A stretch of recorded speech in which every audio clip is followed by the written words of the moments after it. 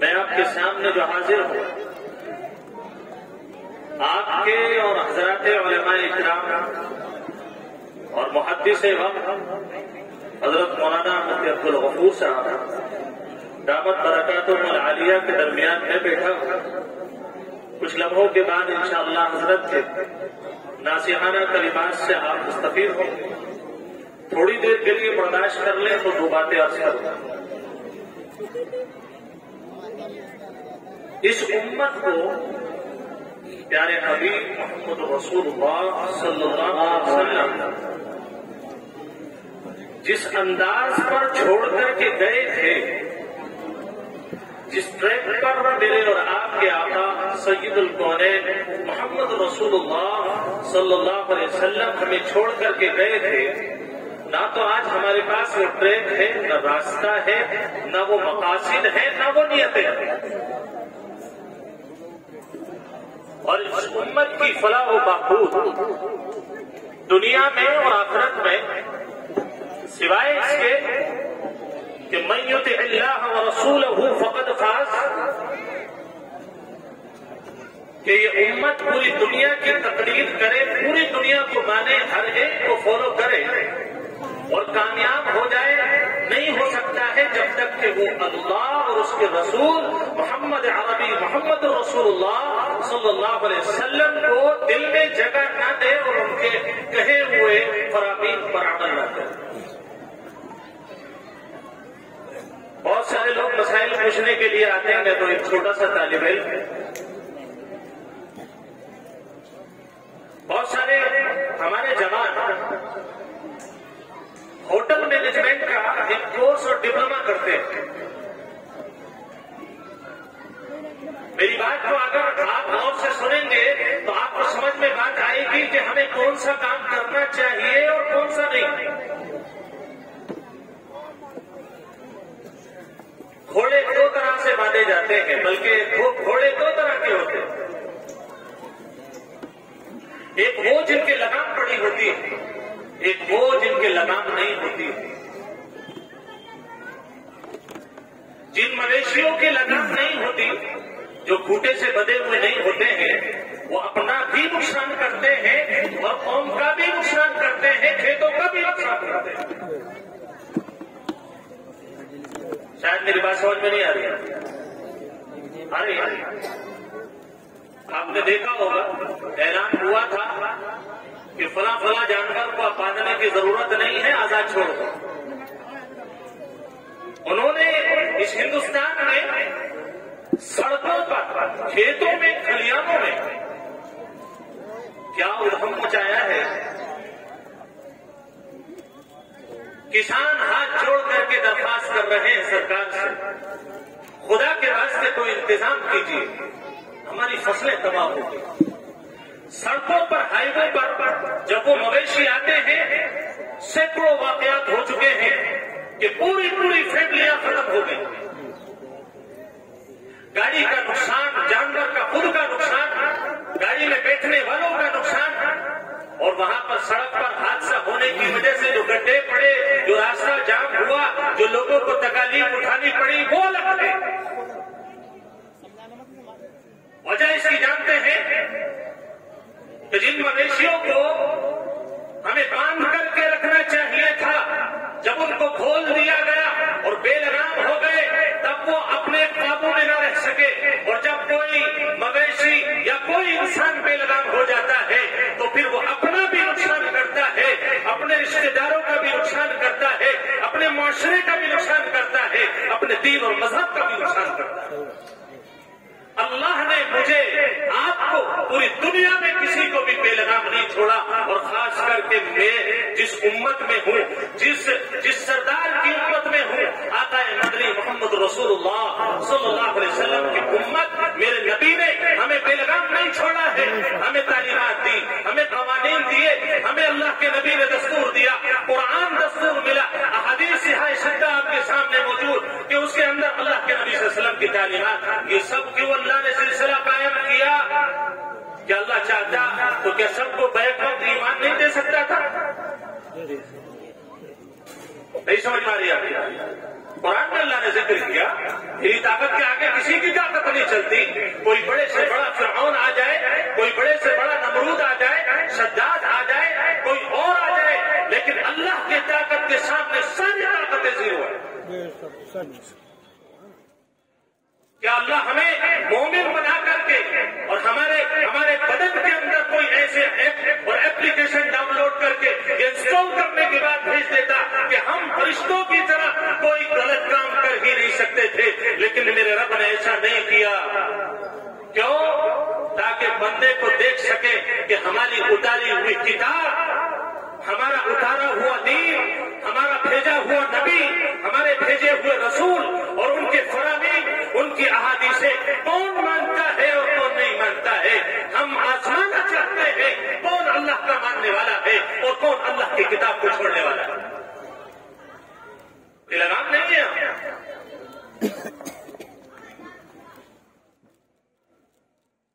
بہت سارے جوان ہیں.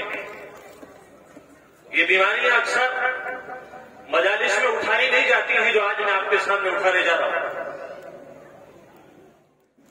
تقوی اور طہارت کی باتیں ہوتی ہیں.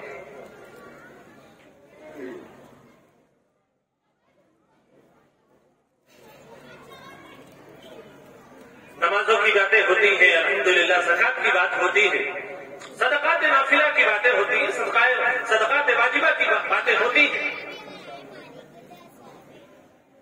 یہ جو ایک مدعا ہے، ذریعہ معاش کن چیزوں کو ہمیں بنانا چاہیے اور کن کو نہیں بنانا چاہیے، ہمیں معاشرے میں کیسے جینا چاہیے.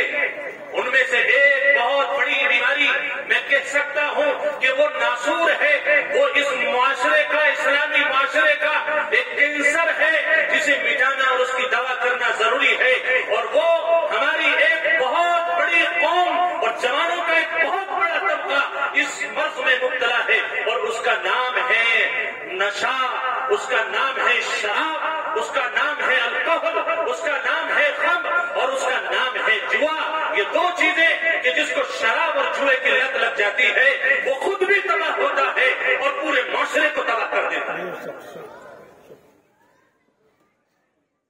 شراب آج کیسے پی جا رہی ہے؟ ایک صاحب نے آ کر کے کہا، ایک مرتبہ میں نے یہ بیان کر دیا مسجد میں اپنی مناسبات میں، کہنے لگے حضرت یہ تو آپ نے بڑی وعیدیں سنا دی، اور ہمارے یہاں تو مسلمان محلے کا حال یہ ہے آپ شراب کو حرام قرار دے رہے ہیں. انما الخمر والمیسر والانصاب والازلام رجس من عمل الشیطان فاجتنبوه. اللہ کہتا ہے بچو اس سے. کیوں؟ اس لیے کہ یہ سب شیطان کے کارنامے ہیں، اور شیطان آپ کو نماز پڑھنے کی ترغیب نہیں دے گا، شیطان آپ کو اللہ کی رضا حاصل کرنے کی ترغیب نہیں دے گا. وہ کام کرائے گا جس سے آپ اللہ کی رحمت سے دور ہو جائیں. کہنے لگے صاحب ہمارے محلے کا تو یہ حال ہے، ٹیبل لگتی ہے نا، ٹیبل، اس کے سامنے جیسے پیپسی اور کوکو کولا کی بوتلیں لگتی ہیں، اس کے ساتھ میں بیئر، اس کے ساتھ میں دوسری ڈرگس لی جاتی ہے.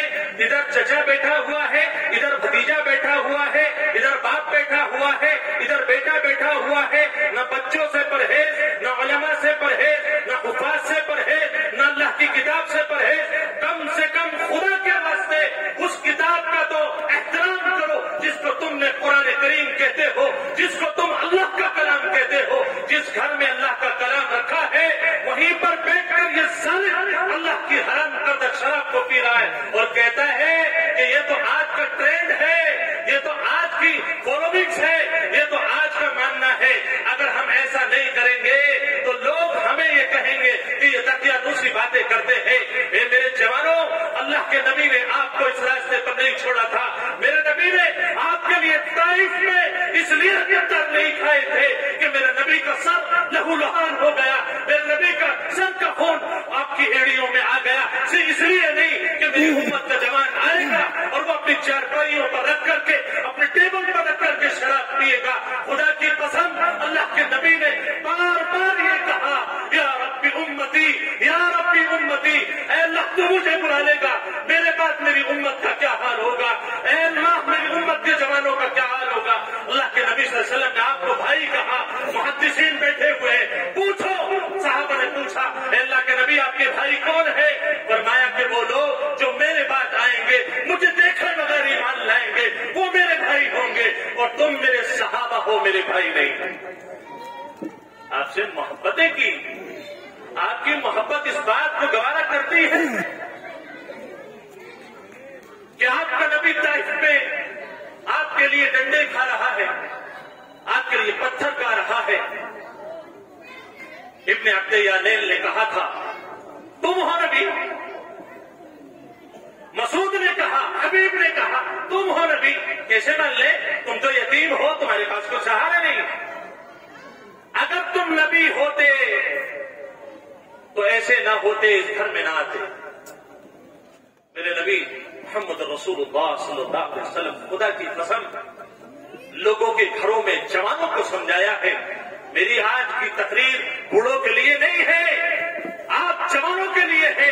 میرے نبی نے طائف میں جا کر جوانوں کو پکڑا، انہیں سمجھایا، لیکن کیا کیا ان لوگوں نے جو اللہ کے نبی کے دشمن تھے؟ انہوں نے جوانوں کو لگایا کہ انہیں پکڑو اور مارو، پکڑو اور مارو۔ اللہ کے نبی صلی اللہ علیہ وسلم نے اتنے لہولہان ہوئے کہ آپ جب طائف سے باہر گئے ہیں، آپ کے ساتھ میں آپ کے صحابی ہے، وہ کہتے ہیں کہ جہاں تک مجھ سے برداشت ہو سکا میں نے اپنے نبی کے ہر پتھر کو اپنے اوپر لے لیا، لیکن جب برداشت نہ ہوا میں بیٹھ گیا۔ میرے نبی کو ان ظالموں نے میرے نبی کو نہیں چھوڑا اور ایک ایک پتھر نے میرے نبی کا خون نکالا۔ جوانوں، آج تم شراب پی رہے ہو، آج تم ڈرگس لے رہے ہو۔ یہ جوان، یہ 15 سے 25 سال کی جو عمر کے جوان ہیں نا، یہ علماء بیٹھے ہوئے ہیں، میرے ان اساتذہ بھی بیٹھے ہوئے ہیں، یہ آپ کو اپنے تجربے کی روشنی میں بتائیں گے اللہ کے نبی صلی اللہ علیہ وسلم نے کیا فرمایا ہے کہ وہ شخص جو ایک بوڑھا ہے تہجد پڑھ رہا ہے، اللہ کو اس کی تہجد اتنی پسند نہیں ہے جتنی کہ ایک جوان جو گناہ کر سکتا تھا، گناہ کرنے سے رک گیا اور صرف 5 ٹائم کے فرائض انجام دے رہا ہے، اللہ کو یہ پسند ہے اس سے زیادہ جو تہجد میں 70 سال کا بوڑھا اللہ کو منا رہا ہے۔ شراب اور مسلمان نہیں ہو سکتا ہے، بڑا ہلکے میں لیتے ہیں۔ محدثین نے ایک حدیث نقل کی ہے، ایک مرتبہ صحابہ ایک جماعت بیٹھی ہوئی ہے، اس میں حضرت عمر فاروق رضی اللہ تعالیٰ، حضرت ابوبکر رضی اللہ تعالیٰ، حضرت عبداللہ بن عمر رضی اللہ تعالیٰ، سارے صحابہ، اکثر صحابہ بیٹھے ہوئے ہیں۔ اچھا، ایک فکر تھی صحابہ کی، میری بات کو سمجھے ذرا۔ ایک فکر تھی کہ بھائی کوئی ایسی حدیث کسی کو یاد ہے کہ جس میں گناہ کا تذکرہ ہو اور وہ گناہ ہمارے اندر ہو، ذرا کوئی بتا دو، ہم گناہ سے بچ جائیں گے۔ فکریں ہوتی تھی صحابہ میں۔ آج ہماری مجلسوں کا کیا حال ہے؟ وَيْلٌ لِكُلِّ هُمَزَةٍ لُمَزَةٍ، قرآن میں اللہ فرما رہا ہے، جس کی لعنت بیان فرمائی۔ آج ہماری مجلسوں کا عنوان ہے فلاں آدمی کے گھر میں بہت مال آ رہا ہے، صاحب کہاں سے آ رہا ہے؟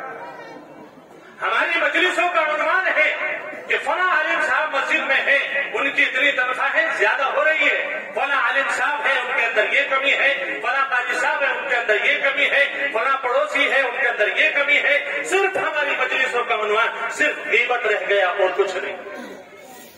صحابہ فرماتے آپس میں ذکر کر رہے ہیں، ایک صحابی نے کہا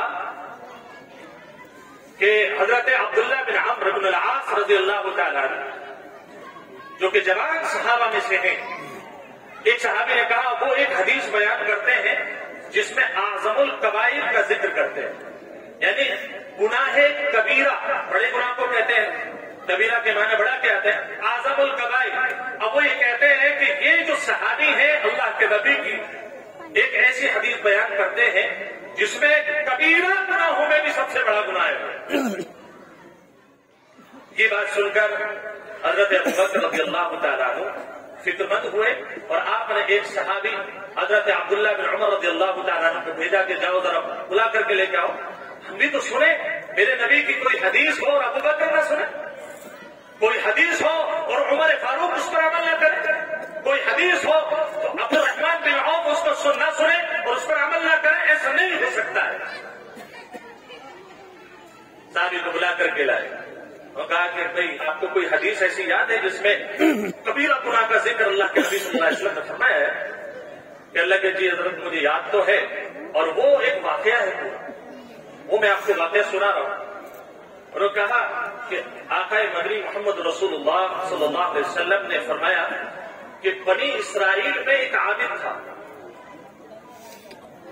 اور عابد کا مطلب آپ سمجھتے ہیں کہ عیسائیت کے دور میں بڑا عابد وہ مانا جاتا تھا جو دنیا والوں کو چھوڑ دے، بیٹی کیا چیزیں نہیں پتا، بیوی کیا چیزیں نہیں پتا، ماں باپ کیا چیزیں نہیں پتا۔ رہبانیت جس کو علماء زبان میں اپنی کہتے ہیں، رہبانیت وہ لوگ اپنے گھروں کو چھوڑ کر سنیاس لے کر کے جنگلوں میں چلے جاتے ہیں۔ اس عابد کا ذکر آقا نامدار محمد رسول اللہ صلی اللہ علیہ وسلم فرما رہے ہیں کہ یہ عابد تھا لیکن اچھا بھی تھا، خوبصورت بھی تھا۔ ایک لڑکی کا دل ان پر آ گیا۔ اب سمجھ لیجیے عورت کتنا بڑا خطرہ ہوتی ہے۔ اس نے اب پلان کرنا شروع کیا، اگر میں ایسے کہوں گی کہ آپ آ جائیے مجھ سے زنا کر لیجئے، میں آپ کو بلا رہی ہوں، میرے یہاں دعوت کھا لیجئے، کوئی اللہ کا نیک بندہ آ جائے گا؟ آپ چھوڑیے، کوئی عام آدمی بھی نہیں آئے گا۔ اس نے پورا پلان کیا، اس نے اپنی خادمہ کو بھیجا کہ جاؤ کہہ کر کے آؤ کہ تمہیں کسی شہادت اور گواہی میں تمہاری ضرورت ہے، اور جب تک آپ نہیں آؤ گے وہ شہادت مکمل نہیں ہوگی۔ اللہ کے پیارے حبیب محمد رسول اللہ صلی اللہ علیہ وسلم آگے فرماتے ہیں کہ وہ عابد جو تھے، نیک شخص، بزرگ آدمی، وہ آ گئے، اس لڑکی کے ساتھ ساتھ آ گئے، اور اس لڑکی نے اس گھر میں جا کر کے چھوڑ دیا کہ جہاں پر وہ خوبصورت لڑکی موجود تھی۔ اب انہوں نے حالات دیکھے، حالات دیکھنے کے بعد بات چھڑی۔ اس لڑکی نے جس نے بلایا تھا اور جس کی غلط نیت تھی، اس نے یہ کہا کہ جناب والا، ہم نے آپ کو کوئی شہادت وہادت کے لیے نہیں بلایا، ہمیں تو آپ اچھے لگتے ہیں، لو یو ٹو مچ، ہماری زبان پہ جوان کہتے ہیں، ہمارا آپ کے اوپر دل آ گیا، اب آپ بتائیے کرنا کیا ہے؟ کہنے لگے میں تو ایک عابد ہوں، کوئی عام آدمی، شریف آدمی اس بات پر تیار نہیں ہوگا، چھوڑو مجھ سے نہیں ہو پائے گا یہ، میں جا رہا ہوں۔ کہنے لگے حضرت پورے پلان سے بلایا ہے آپ کو، جا نہیں پائیں گے آپ باہر، 4 آپشن دیتی ہوں آپ کو، ان میں سے ایک قبول کر لیجیے اور چلے جائیں۔ حدیثین اس کو لکھتے ہیں، میں شارٹ میں آپ کو بتا رہا ہوں کہ پہلا یہ تھا کہ ان یشرب الخمر، شراب پی لو، ایک چھوٹے سے باؤل میں شراب رکھی ہوئی تھی، اسے پی لو، او یقتل نفسا، ایک بچہ سامنے رکھا ہوا تھا، یا اس لڑکے کو قتل کرو اور چلے جاؤ، او یزنی، یا میرے ساتھ زنا کر لو اور چلے جاؤ۔ اس کے بعد چوتھا آتا ہے او تأکل لحم خنزیر، یا ایسا کرو کہ یہ سور کا گوشت رکھا ہوا اسے کھا لو اور چلے جاؤ۔ اب بتائیے چاروں میں سے آپ کوئی کر سکتے ہیں؟ نہیں کر سکتے نا، اور وہ تو پھر بھی اللہ کا نیک بندہ راہب تھا، اس دور کا نیک۔ اب یہ 4 صفات گرائی گئی، اب وہ چکر میں پڑ گئے، انہوں نے کہا کہ نہ تو میں قتل کر سکتا ہوں، نہ تو میں اس کے علاوہ شراب پی سکتا ہوں، نہ اس سے زنا کر سکتا ہوں، نہ سور کا گوشت کھا سکتا ہوں، آخر کرنا کیا ہے؟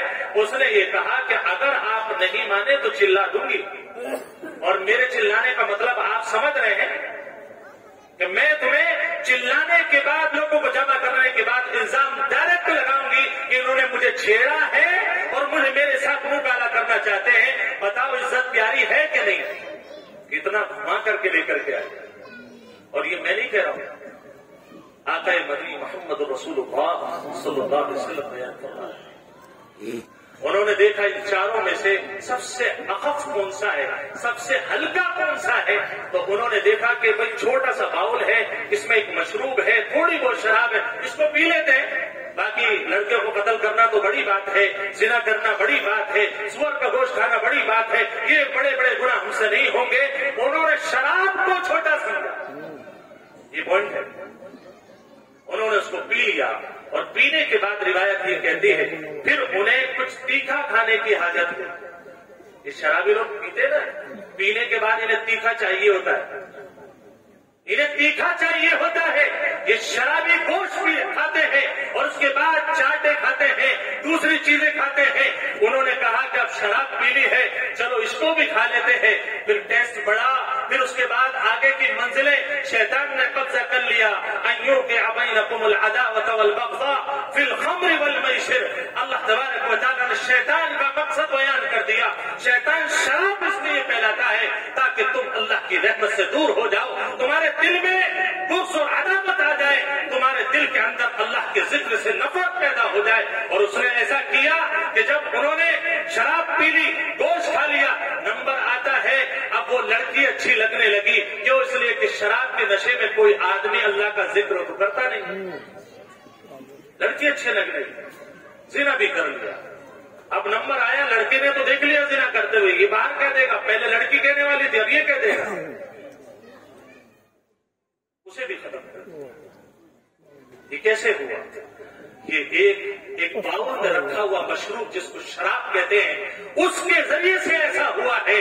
یہ شراب کو ہلکا مت سمجھو، کیونکہ اللہ کے نبی محمد رسول اللہ صلی اللہ علیہ وسلم نے فرمایا فَإِنَّهَا مِفْتَاحُ كُلِّ الشَّرِّ، کہ یہ شراب ایک ایسی چیز ہے کہ جو تم سے ہر برائی کرا سکتی ہے۔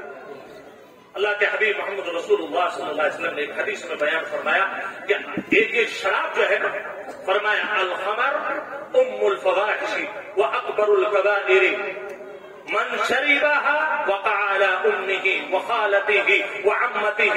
اللہ کے پیارے حبیب محمد رسول اللہ صلی اللہ علیہ وسلم اس کی حقیقت بیان فرما رہے ہیں۔ دیکھو شراب کو ہلکا مت سمجھنا، یہ جو وسکی کے نام پر تم پیتے ہو، یہ ووڈکے کے نام پر جو تم پیتے ہو، اور ٹھبے کے نام پر جو تم پیتے ہو، سوکھے انجیکشن تم لگاتے ہو، یہ جو منہ بھر بھر کر کے غلاظتیں تم کھاتے ہو، یہ معمولی چیز نہیں ہے۔ اللہ کے پیارے نبی محمد رسول اللہ صلی اللہ علیہ وسلم بیان فرما رہے ہیں، دیکھو اگر تم نے شراب پی تو یہ سب سے بڑا گناہ ہے۔ حضرت عبداللہ بن عمرو بن العاص بھی یہی فرماتے کہ اللہ کے نبی نے اکبر الکبائر اس کو بیان فرمایا، اعظم الکبائر اس کو بیان فرمایا، وہ شراب ہے۔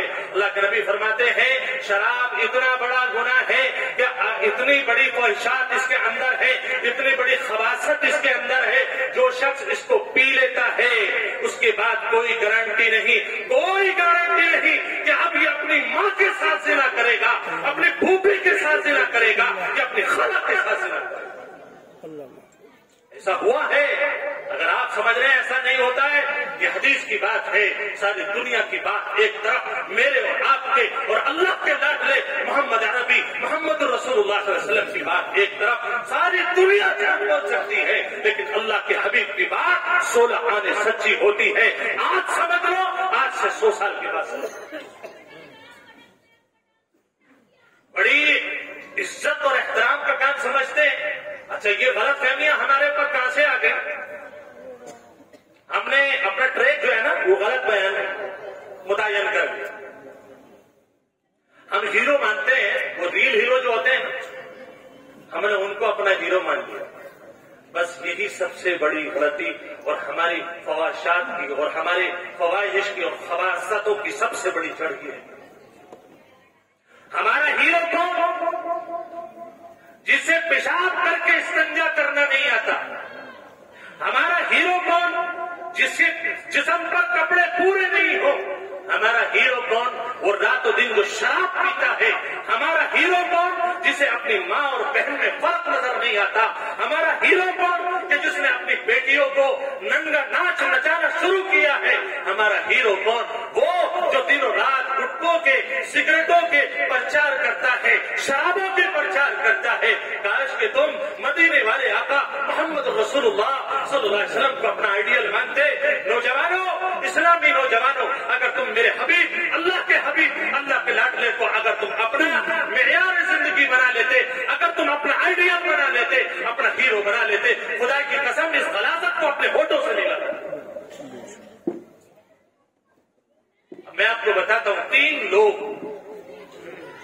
وہ ہیں جو اللہ کے نزدیک نہ ان کی نماز قبول ہوتی ہے۔ ایک حدیث کے مطابق حضرت عبداللہ بن عمرو بن العاص رضی اللہ عنہ فرماتے ہیں کہ اللہ کے نبی صلی اللہ علیہ وسلم نے بیان فرمایا کہ جو شخص شراب پی لے، شراب، لم تقبل منہ صلاته 40 یوما، ایک گھونٹ شراب کا پیے گا، 40 دن تک تہجد پڑھتا رہے، 40 دن تک ظہر، عصر، مغرب اور عشاء پڑھتا رہے، فجر میں پہلے اٹھ جائے، ایک قطرہ شراب کا پیے گا، 40 دن تک ایک سجدہ بھی اللہ کے یہاں قبول نہیں ہوگا، ایک سجدہ بھی۔ کہتا ہے میں نے اللہ کا حق ادا کر دیا، مسجد میں آ گیا، اب معاشرے کا حق ادا کر رہا ہوں، پی رہا ہوں۔ بڑا آسان سمجھ لیا، میں تو آخر تک یہ کہتا رہوں گا کہ تو نے لوگوں کی زندگی دیکھی، میرے نبی کی زندگی نہیں دیکھی۔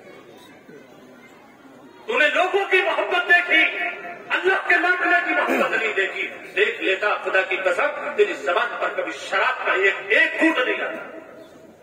اللہ کے نبی صلی اللہ علیہ وسلم بیان فرما رہے کہ 3 لوگ ایسے ہیں جن کے اعمال اللہ کے یہاں پر قبول نہیں ہوتے۔ السکران حتی یشرب، شرابی، اور شرابی اس کا ترجمہ نہیں ہے، نشیڑی اس کا ترجمہ ہے۔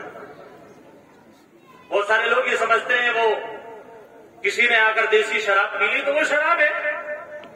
اگر کوئی ہم نے بہترین پیکنگ میں کوئی ایسا مشروب آ رہا ہے جس کے اندر نشہ بھی ہے، کہنے لگے وہ شراب نہیں ہے، وہ تو ایک کولڈ ڈرنک کی طرح ہے، کسے سمجھا سکتا؟ آپ کو اپنے آپ کو بھی اللہ یا اللہ کے حبیب کو آپ کسی کو نہیں سمجھا سکتے، آپ اپنے آپ کو بیوقوف بنا دیں۔ اللہ کے نبی محمد رسول اللہ صلی اللہ علیہ وسلم فرماتے ہیں کہ یہ آدمی جو نشہ کر رہا ہے، سوکھا ہو یا گیلا ہو، اللہ تبارک و تعالی ان لوگوں کے بارے میں اللہ کے نبی فرماتے ہیں کہ ان کے اعمال اللہ کے یہاں پر نہیں جاتے، اللہ کے دربار میں پیش نہیں کی جاتے، کتنے بھی نیک عمل کریں۔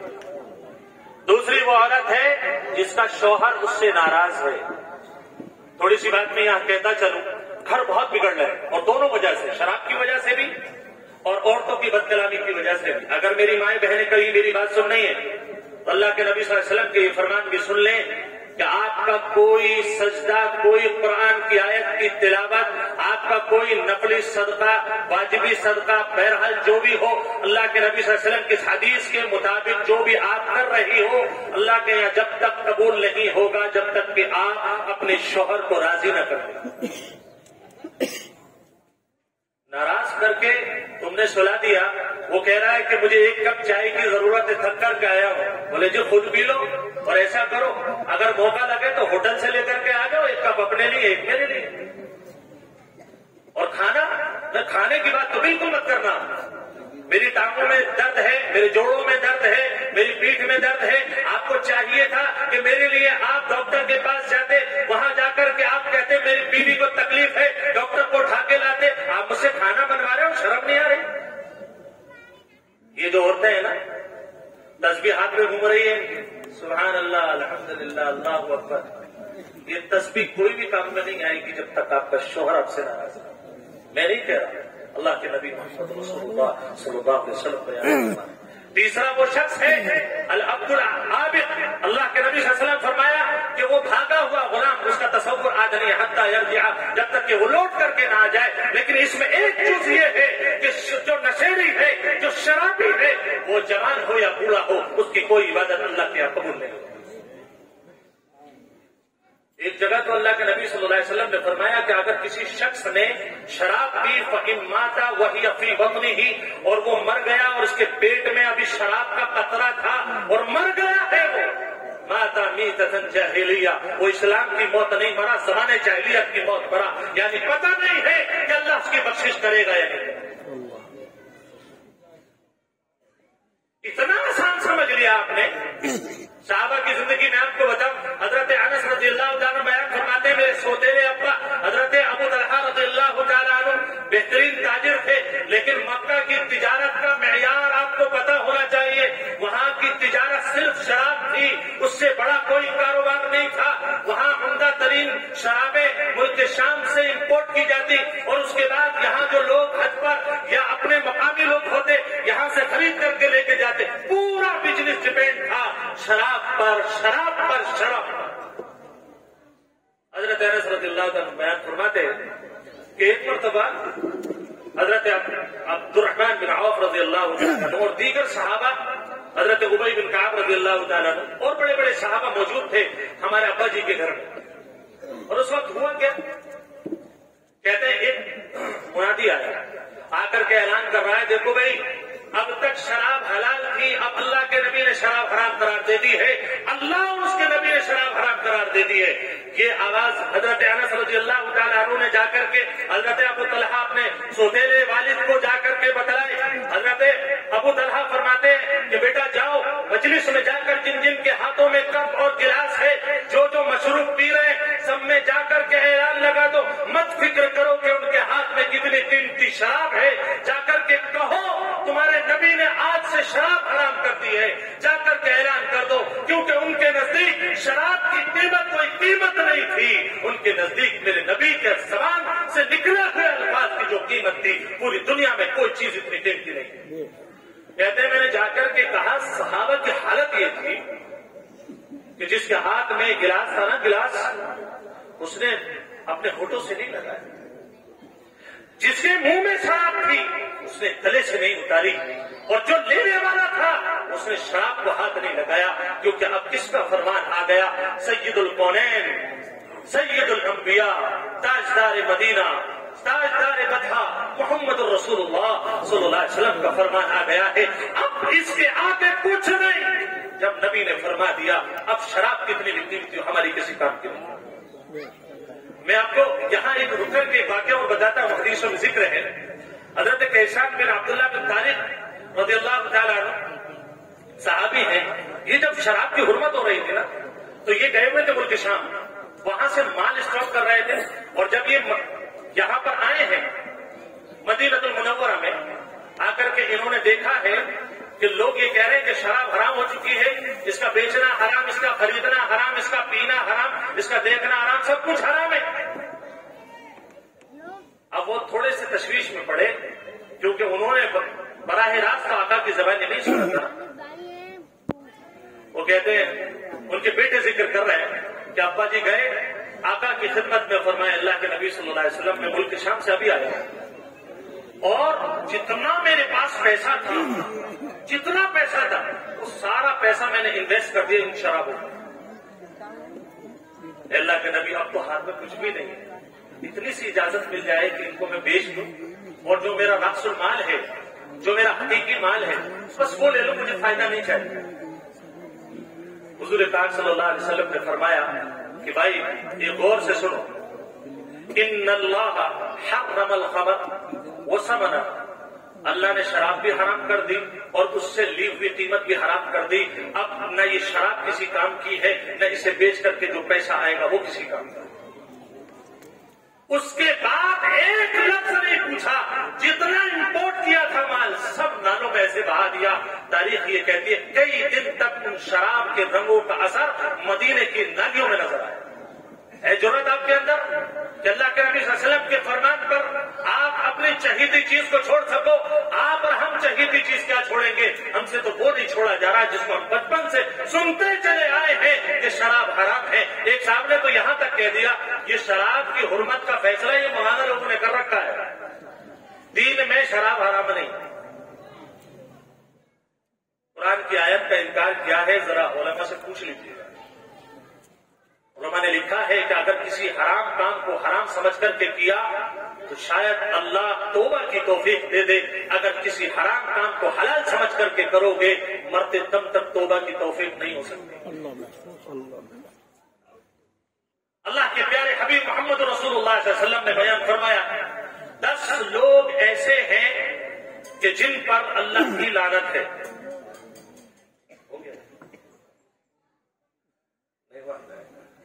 10 لوگ ایسے جن پر اللہ کی لعنت ہے، عاشروها ومعتصروها وشاربوها وحاملوها والمحمولة الیہ۔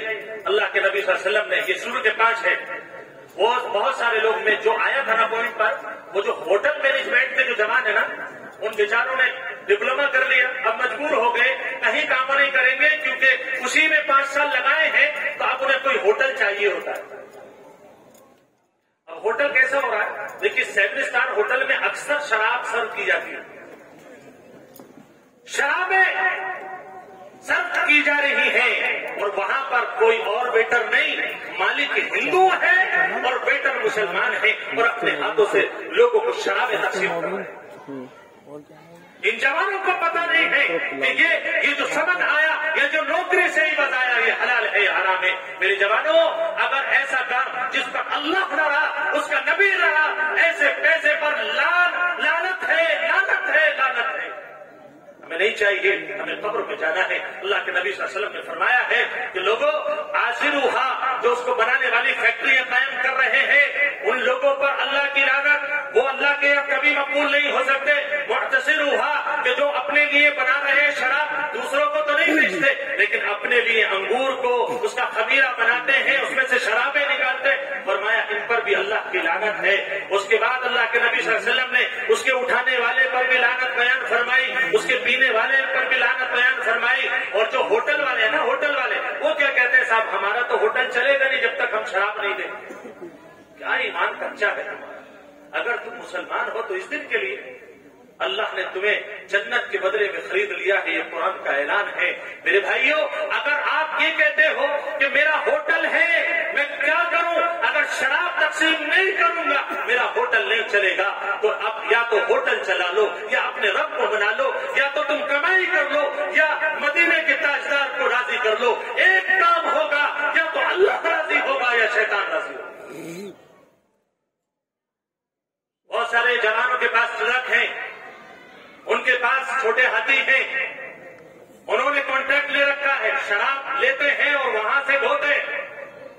ٹرانسپورٹ کا کام ہے۔ اللہ کے نبی صلی اللہ علیہ وسلم فرماتے وَحَامِلُوهَا، یہ ٹرانسپورٹ کے کام کرنے والے جتنے جوان ہیں، ابھی ہمارے رامپور میں ایک گاؤں میں، نام نہیں لے رہا اس گاؤں کا، اس میں پوری بھری ہوئی گاڑی شراب کی پکڑی گئی، اور اس کا چلانے والا اور اس کو خریدنے والا ایک مسلمان نوجوان تھا۔ گاؤں میں جا کر کے دیکھو، پتا ہے غیر مسلم کیا کہتے ہیں؟ بولے جب تک یہ والے جوان ہمارے موجود ہیں مسلمانوں میں، ہمیں شراب کو کہیں تلاش کرنے کی ضرورت نہیں۔ یقین نہیں آتا؟ آپ کو ایک ایک کا نام بتا سکتا ہوں، چل کر کے ملاقات کرا سکتا ہوں، لیکن کیا فائدہ؟ وجہ یہ ہے کہ ہم نے اللہ کے حبیب کے دین کو نہیں سمجھا۔ اللہ کے نبی فرما رہے ہیں آج چلا جا، تو ٹرانسپورٹ لگا لے، تو شراب کو ڈھو لے، کل تو قبر میں آئے گا، پتا اس وقت تیرا کیا جواب ہوگا جب اللہ کہے گا میں نے کہا تھا انما الخمر والمیسر والانصاب والازلام رجس من عمل الشیطان فاجتنبوه، میں نے کہا تھا شراب حرام ہے، جوا حرام ہے، پھر تم نے کیوں کیا؟ کیا جواب ہوگا اس وقت؟ کیا نبی سے آپ آنکھیں ملا سکو گے؟ میرے جوانوں، کیا اللہ کے حبیب کو تم بتا سکو گے آپ نے کیوں کیا ہے؟ خدا کی قسم کوئی جواب آپ کے پاس نہیں۔ شرابوں کا کاروبار تم کر رہے ہو، جوؤں کا کام کر رہے ہو، سٹے کا کام تم کر رہے ہو، کیا ہو گیا ہے جوانوں؟ تمہیں کیا قرآن پر یقین نہیں ہے؟ اس کے جتنے انعامات گنائے گئے اس کا یقین نہیں ہے؟ کیا تمہیں اللہ کے حبیب پر یقین نہیں؟ اللہ کے نبی صلی اللہ علیہ وسلم نے آگے بھی بیان فرمایا کہ جو خریدنے والے لوگ ہیں، جو سرو کرنے والے ساقی، ہاں میں ویٹر جو لوگ ہوتے ہیں نا، ویٹر، وہ کہتے ہیں صاحب ہم کہاں سے کھائیں گے، بڑی مشکل میں تو یہ نوکری ملی ہے۔ اللہ کے نبی فرماتے ہیں میرے بھائی، اگر تم میرا امتی ہے، میری محبت میں ایک بار اس ہوٹل کو چھوڑ کے تو دیکھ، اللہ تیرے لیے 1000 دروازے کھول دے گا۔ میرے بھائیوں، آج کا پیغام یہی ہے کہ آپ شراب کے کام سے، شراب کے نام سے دور ہو جائیے، اور اگر کوئی پیتا ہے تو حدیث سنو، اللہ کے نبی صلی اللہ علیہ وسلم نے فرمایا التائب من الذنب کمن لا ذنب له۔ اللہ کے نبی صلی اللہ علیہ وسلم فرماتے ہیں اگر تم نے آج اس وجہ سے توبہ کر لی کہ میرا اللہ مجھ سے ناراض ہے، میرا حبیب مجھ سے ناراض ہے، میں اللہ کو راضی کرنا چاہتا ہوں، میں اپنے حبیب کو راضی کرنا چاہتا ہوں، اگر اس نیت سے آج توبہ کر لی، خدا کی قسم اللہ کے نبی کا وعدہ ہے اس مجلس میں اٹھنے سے پہلے اللہ آپ کے سارے گناہوں کو معاف فرما دے۔ جو بھی توبہ کرنے والا ہے، خیر الخطائین التوابون، خطائیں سب سے ہوتی ہیں، لغزشیں سب سے ہوتی ہیں، جوانی میں اگر بھول چوک ہو گئی ہے اللہ معاف کرنے والا ہے۔ خدا کے واسطے معاشرے سے اس نشے کو ختم کرا دو، کیونکہ نشے سے نقصان یہ ہو رہے ہیں۔ آپ دارالفتہ کھنگال کر کے دیکھ لو، آتے ہیں مسئلہ پوچھتے ہیں جناب جی کوئی مسئلہ بتا دو، اس کے شوہر نے شراب کی حالت میں طلاق دے دی، بتاؤ طلاق ہوئی یا نہیں ہوئی ہے؟ میرے بھائی یہ کیوں آیا، ایسا کیوں ہوا؟ آپ کو تو اللہ نے فرمایا تھا، اللہ نے قرآن کریم میں فرمایا والتین والزیتون وطور سینین وهذا البلد الامین لقد خلقنا الانسان فی احسن تقویم۔ ہم نے بہترین بنایا، تمہیں خوبصورت بنایا، ناک اچھی بنائی، بتاؤ ہمارے بنانے میں کوئی کمی رہ گئی کیا؟ ہمارے دیے ہوئے جمال میں کوئی کمی رہ گئی کیا؟ ہمیں آپ کو کھلا نہیں رہے ہیں کیا؟ ہم آپ کو پلا نہیں رہے ہیں کیا؟ کون سی ایسی بات ہو گئی سے تم ناراض ہو گئے کہ تم نے شرابوں کو اپنا لیا، اللہ کے نبی کی نماز کو نہیں اپنایا۔ میرے نبی نے فرمایا قرۃ عینی فی الصلاۃ، میری آنکھوں کی ٹھنڈک نماز میں ہے۔ تم نے نماز کو چھوڑ دیا، تم نے شراب کو لگا لیا، تم نے قرآن کو چھوڑ دیا، تم نے نشے کو اپنا لیا۔ بتاؤ کہ اللہ سے تم ناراض ہو؟ کیا تم اللہ کے حبیب سے ناراض ہو؟ اگر ناراض ہو تو سنو، اللہ کو تمہاری ناراضگی کی کوئی پرواہ نہیں ہے، اور اگر اللہ سے راضی ہو توبہ کرو، اللہ تمہیں معاف کرنے کے لیے اسی مجلس میں تیار ہے۔ یہ مدرسے، یہ خانقاہیں، یہ علماء، یہ محدثین آپ کو چہرہ دکھانے نہیں آئے ہیں۔ ان بیچاروں نے بہت زندگی اپنی مدرسوں میں احادیث کی کتابوں میں لگائی ہے۔ اگر ان کی آمد کی آپ کو قدر ہے تو معاشرے میں دیکھو ہم میں سے کون شرابی ہے اور شراب کی لعنت میں مبتلا ہے۔ ایک آخری حدیث میں آپ کو بتا دوں، عذاب، آخرت کا عذاب جس شرابی ہے اس کو کیا ہوگا۔ اللہ کے حبیب محمد رسول اللہ صلی اللہ علیہ وسلم نے فرمایا کہ نہر غوطہ سے ان کو مشروب پلایا جائے، یعنی جب یہ لوگ جہنم میں پہنچیں گے نا، اللہ کے حبیب فرمایا جہنم میں پہنچیں گے، کہیں گے پانی، اے اللہ پیاس لگ رہی ہے، پانی چاہیے۔ اللہ کے نبی صلی اللہ علیہ وسلم نے فرمایا نہر غوطہ سے ان کو پلایا جائے گا۔ صاحب نے پوچھا یہ نہر غوطہ اللہ کے نبی کیا ہے؟ حضور پاک صلی اللہ علیہ وسلم نے فرمایا کہ جو زانیہ عورتیں، جو طوائف عورتیں جہنم کے تندور میں جل رہی ہوں گی، اور جلنے کی وجہ سے ان کی شرمگاہ، ان کی پیشاب کی جگہ سے پیپ اور خون آئے گا، اور اتنا سڑا ہوا ہوگا کہ اس کی بدبو سے جہنم والے بھی پناہ مانگیں گے۔ جب یہ لوگ جو شراب پینے والے جب پانی مانگیں گے تو ان کو ان طوائفوں کی شرمگاہ سے نکلا ہوا پیپ اور خون پیش کیا جائے گا، جس کی بدبو کی وجہ سے نہ وہ پی سکیں گے نہ رکھ سکیں گے۔ اللہ تبارک و تعالیٰ اس شراب کی لعنت سے ہم سب کی حفاظت فرمائے، امت کے نوجوانوں کی حفاظت فرمائے۔ اللہ تبارک و تعالیٰ معاشرے کے اندر جہاں جہاں پر بھی لوگ شراب سے بچانے کے لیے محنتیں کر رہے ہیں، علماء کر رہے ہیں، اللہ تمام علماء کی محنتوں کو قبول فرمائے۔ اس مدرسے نے آج یہاں موقع دیا، میں تو سمجھ رہا تھا میں 2-4 منٹ ہی بول پاؤں گا، کیونکہ اتنے بڑے بڑے علماء یہاں پر موجود ہیں جن کو ہم اپنی سراخوں پر رکھتے ہیں۔ حضرت مولانا شمشاد صاحب دامت برکاتہ، میرے استاد محترم بھی موجود ہیں۔ میں سوچ رہا تھا 2-4 منٹ بولوں گا، لیکن اللہ نے اکابر کی بنیاد سے اور ان کی برکتوں سے بلوا دیا۔ میں سمجھتا ہوں کہ اگر ہم میں سے کسی ایک نے بھی کسی شرابی کی شراب چھڑوا دی، ان احادیث کو سنا کر میرا آنا بالکل بالکل اللہ تبارک و تعالیٰ کے یہاں قبول ہو جائے گا۔